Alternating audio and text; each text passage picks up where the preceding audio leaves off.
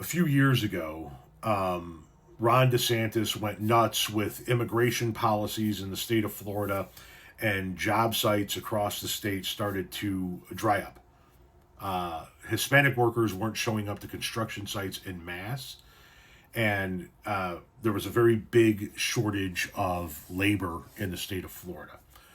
At the time, I made a video asking where were all of the American born white guys to fill these jobs?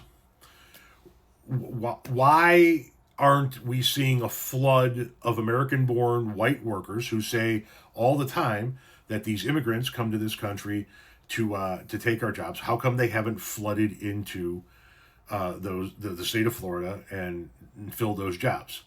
And somebody said the following to me, and I replied to it this way. Watch this video and we'll be right back. This is about all the job openings in Florida since the migrant workers have decided not to show up to work. I asked where all the white people were to take their jobs. Where are all the white people flooding into Florida to take these jobs that they claim these migrants came here and took from them? And this person says, calm down, Tom. It's been a week. Nobody relocates in a week. A couple of things. First of all, if you're out of work and hungry enough, you'll relocate in a fucking day, let alone a week. But more to the point, are there no out-of-work white people in Florida? No white boys in Florida looking for jobs? Come on.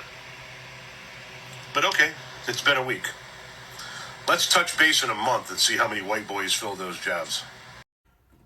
Well, it's now been a little bit more than a month. It's been a couple of years. You can see that was from 2023. And where are we with the situation now? Well, as of just a couple of months ago, in March of 2025, we have this. Alarm as Florida Republicans move to fill deported workers' jobs with children. It's insane, right? Beneath the smugness of Ron DeSantis, at Florida leading the nation in immigration enforcement lies something of a conundrum: how to fill the essential jobs of the scores of immigrant workers targeted for deportation. The answer, according to Florida lawmakers, is the state's school children, who as young as 14 could soon be allowed to work overnight shifts without a break, even on school nights. A bill that progressed this week through the Republican-dominated state Senate seeks to remove numerous existing protections for teenage workers and allow them, in the Florida governor's words, to step into the shoes of immigrants who supply Florida's tourism and agriculture industries with dirt-cheap labor.